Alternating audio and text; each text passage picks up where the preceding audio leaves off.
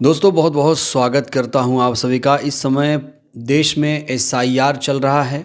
SIR से BLO तनाव में है, मतदाता परेशान हैं। बंगाल में तो एक ऐसी घटना सामने आई है जहां पर एसआईआर फॉर्म में गलती ना हो जाए, इसके डर से एक महिला ने अपनी जान दे दी। तो जो लोग एसआईआर फॉर्म से घबरा रहे हैं उन्हें अब घबराने की ज़रूरत नहीं है, क्योंकि अगर आप खुद जागरूक हैं तो आपका नाम कोई भी वोटर लिस्ट से काट नहीं सकता है। दोस्तों इसके बारे में हम आखिर में बात करेंगे, लेकिन इस समय यूपी के एसआईआर फॉर्म में एक ऐसी गड़बड़ी सामने आई है जिसके बाद चुनाव आयोग तक में हड़कंप मचा हुआ है। वहीं बॉलीवुड के जो महानायक हैं, सदी के महानायक बिग बी अमिताभ बच्चन, उनका नाम 2003 की वोटर लिस्ट में पाया गया। कहाँ? महाराष्ट्र में नहीं, उत्तर प्रदेश में। तो कहां पाया गया, क्या है पूरा मामला, उस पर भी आज बात करेंगे। वहीं महाराष्ट्र में एक ऐसी घटना सामने आई जिसके बाद लोग हैरान रह गए। महाराष्ट्र में एक पिता के 268 बालिग बच्चे हैं और वो वोटर बने हुए हैं। क्या है पूरा मामला, उस पर भी आज हम चर्चा करेंगे। तो एसआईआर के दौरान हर रोज नए नए खुलासे हो रहे हैं, लेकिन देश के प्रधानमंत्री कह रहे हैं कि ड्रामा मत करिए, एसआईआर के मुद्दे पर बात मत करिए, बीएलओ की जो मौत हो रही है उस पर बात मत करिए। इनको ये सब ड्रामा लग रहा है। जब भी कोई सवाल सरकार से पूछता है तो वो ड्रामा करता है इनके हिसाब से। ड्रामा करने के लिए जगह बहुत होती है, जिसको करना है करते रहें। यहाँ ड्रामा नहीं, डिलीवरी होनी चाहिए। कौन ड्रामा कर रहा है? ये कैसा ड्रामा हो रहा है? 32 बीएलओ की मौत हो चुकी है, 32 की। क्यों मरे ये? कौन जिम्मेदार है? चुनाव आयोग कुछ बोलेगा नहीं, संसद में चर्चा हो नहीं सकती, तो करे तो क्या करे? तो एसआईआर के मुद्दे पर सरकार सवालों से भाग रही है। संसद में शीतकालीन सत्र चल रहा है लेकिन उसमें चर्चा नहीं हो रही है। इस बीच सदी के महानायक अमिताभ बच्चन भी सवालों के घेरे में आ गए हैं, क्योंकि उनका नाम उत्तर प्रदेश में 2003 की वोटर लिस्ट में पाया गया। दोस्तों ये आप लिस्ट देखिए। दोस्तों ये अभी एक खुलासा हुआ है, इस लिस्ट को आप देखिए। झांसी का ये पूरा मामला सामने आया है। झांसी में यहाँ वोटर लिस्ट में अभिनेता अमिताभ बच्चन का नाम मिला है। पिता का नाम हरिवंश राय बच्चन दर्ज है और घर का मकान नंबर 54 लिखा है। वोटर लिस्ट के मुताबिक कहा जा रहा है कि बिग बी ने 2003 में मतदान भी किया था। स्थानीय लोगों ने कहा है कि हमने उन्हें सिर्फ फिल्मों में देखा है, वो यहाँ कभी नहीं आए। मामला ओरछा गेट के कछियाना इलाके का है। तो जो लोग झांसी से ये वीडियो देख रहे हैं ज़रूर पुष्टि करें, क्या ऐसा वहाँ पर हुआ है कछियाना इलाके में? क्या आप लोगों ने भी इस लिस्ट को देखा है? क्योंकि सोशल मीडिया पर ये लिस्ट बड़ी तेज़ी से वायरल हो रही है और कहा जा रहा है बिग बी साहब झांसी के वोटर हैं। क्या ये सच है? आप लोग भी इस मामले में ज़रा संज्ञान लीजिए, अपने इलाके में ज़रा देखिए जाकर, क्या अमिताभ बच्चन का नाम आपके इलाके की वोटर लिस्ट में है? दोस्तों अगर ऐसा है तो ये चुनाव आयोग की बहुत बड़ी लापरवाही है। और जब भी चुनाव आयोग से कोई सवाल पूछा जाता है तो चुनाव आयोग किसी भी सवाल का जवाब आजकल नहीं दे रहा है। इसको लेकर भी चुनाव आयोग से लोग सवाल पूछ रहे हैं, एक्स पर पूछ रहे हैं, सोशल मीडिया के जरिए पूछ रहे हैं, लेकिन अभी तक चुनाव आयोग का इस पर कोई भी जवाब सामने नहीं आया है। अब उस हैरान कर देने वाली खबर पर दोस्तों हम बात करेंगे। कहा जा रहा है कि महाराष्ट्र के पनवेल में एक पिता के 268 बच्चे हैं और वो सभी बालिग हैं। वोटर लिस्ट में सभी का नाम दर्ज है। पिता ने यूपी बिहार हर जगह बच्चे पैदा किए हैं। दोस्तों ये चौंकाने वाली खबर जरा आप भी देखिए। पनवेल से आई इस खबर ने पूरे महाराष्ट्र की राजनीति हिला दी है।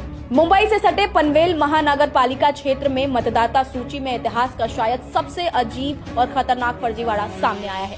प्रभाग क्रमांक 2 की वोटर लिस्ट में एक ही पिता के नाम पर 268 बच्चे दर्ज है। जैसे ही ये आंकड़ा सामने आया, राजनीतिक गलियारों में बवाल मच गया।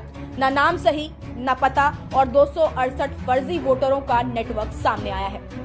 शेतकरी कामगार पार्टी के नेता अरविंद महात्रे ने लिस्ट की जांच की और बड़ा खुलासा किया। इन 268 लोगों में ज्यादातर युवक उत्तर प्रदेश और मध्य प्रदेश के हैं। ना ये पनवेल में रहते हैं, ना जिस पते पर दर्ज है वो पता उनसे कोई लेना देना रखता है। यानी कि चुनावों को प्रभावित करने की सुनियोजित साजिश का शक बेहद गहरा हो गया है। तो एसआईआर में हर जगह ब्लंडर, लापरवाही, बदइंतजामी देखी जा रही है। बड़ा सवाल यह है कि आखिर ये चमत्कार हुआ कैसे? क्या एक पिता के 268 बच्चे हो सकते हैं? दोस्तों ये मत भूलिए, अभी पिछले दिनों महाराष्ट्र में चुनाव भी हो चुका है और चुनाव नतीजे अभी आने थे, लेकिन उसे 21 दिसंबर तक के लिए टाल दिया गया है। कोर्ट का फैसला इस पर आया है। कायदे से चुनाव होने के बाद तुरंत नतीजे आने चाहिए थे, लेकिन अब ये जो फैसला है मुंबई निकाय चुनाव का, वो कहा जा रहा है 21 दिसंबर को आएगा। वहीं उत्तर प्रदेश से इससे भी हैरान कर देने वाली घटना सामने आ रही है। उत्तर प्रदेश में जो एसआईआर का फॉर्म है उसमें भारी ब्लंडर देखा गया है, भारी लापरवाही गलती देखी गई है। दोस्तों एसआईआर के इस फॉर्म को ज़रा आप लोग गौर से देखिए। एसआईआर फॉर्म के पीछे 13 नंबर पर ब्लंडर मिस्टेक हुआ है। आप कॉलम नंबर 13 पर गौर करिए। बिहार एसआईआर की मतदाता सूची का अंश 1/7/2025 की संदर्भ तिथि के अनुसार अंकित है। तो यहाँ पर यूपी के एसआईआर फॉर्म में बिहार एसआईआर का जिक्र किया गया है और इसे लोग भारी लापरवाही बता रहे हैं। लोग चुनाव आयोग से यही पूछ रहे हैं कि आखिर इतनी भी क्या हड़बड़ी थी एसआईआर कराने की। अगर एक्सपीरियंस की माने तो सरकार ऐसे हथकंडे तब अपनाती है। इस सूची को लेकर लोग अपने अपने तरीके से प्रतिक्रियाएं दे रहे हैं। वहीं सोशल मीडिया पर एक यूज़र ने इस एसआईआर फॉर्म को लेकर सवाल खड़े किए। उन्होंने कहा कि आखिर इतनी भी क्या हड़बड़ी थी एसआईआर करवाने की। अगर एक्सपीरियंस की माने तो सरकार ऐसे हथकंडे तब अपनाती है जब किसी बहुत बड़े कांड से ध्यान भटकाना होता है। तो क्या किसी बड़े कांड से ध्यान भटकाना चाह रही है सरकार? दोस्तों आपको बता दें इस समय एसआईआर बंगाल, मध्य प्रदेश, उत्तर प्रदेश, केरल, राजस्थान 12 राज्यों में हो रहा है और सरकार जो है हर मोर्चे पर फेल नजर आ रही है। डॉलर के मुकाबले रुपया कमज़ोर हो रहा है, पतला हो रहा है। अब $1 की कीमत 90 रुपये पहुंच चुकी है। सोचिए दोस्तों, लेकिन प्रधानमंत्री इस पर कुछ भी बोलने से बच रहे हैं। प्रधानमंत्री से रुपया कमज़ोर होने के पीछे वजह पूछी जा रही है, लेकिन वो इस पर कोई भी जवाब नहीं दे रहे हैं।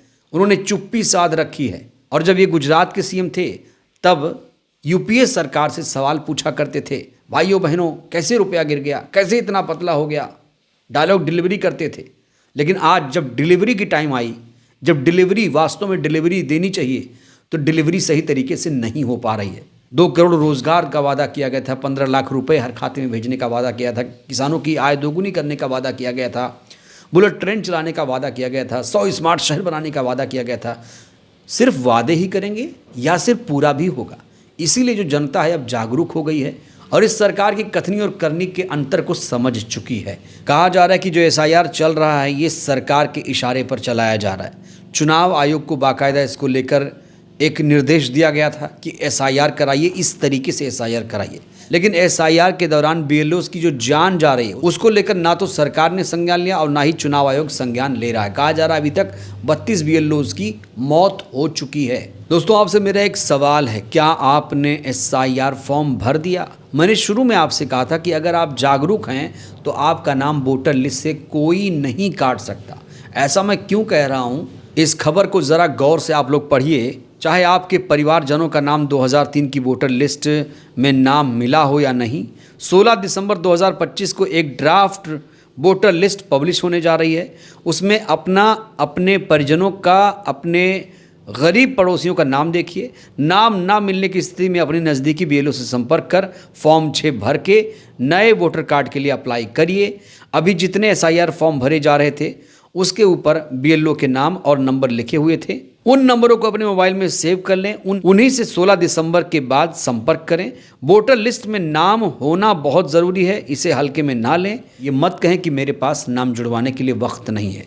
ज़रूरी है, एसआईआर फॉर्म सभी को भरना ही पड़ेगा, सरकार का आदेश है, इसे भरिए, लापरवाही मत करिए, जागरूकता दिखाइए। बहरहाल इस वीडियो में इतना ही। एसआईआर फॉर्म भरने में आपको कोई समस्या तो नहीं आ रही है? जिस तरीके से एसआईआर के दौरान लापरवाहियां देखने को मिल रही हैं, अमिताभ बच्चन का नाम झांसी में देखने को मिल रहा है, एसआईआर यूपी के एसआईआर फॉर्म में बिहार का जिक्र है, इन तमाम लापरवाहियों को लेकर आप लोग क्या कहेंगे? चुनाव आयोग कितना निष्पक्ष आपकी नज़र में, राय दीजिएगा। बहुत बहुत धन्यवाद।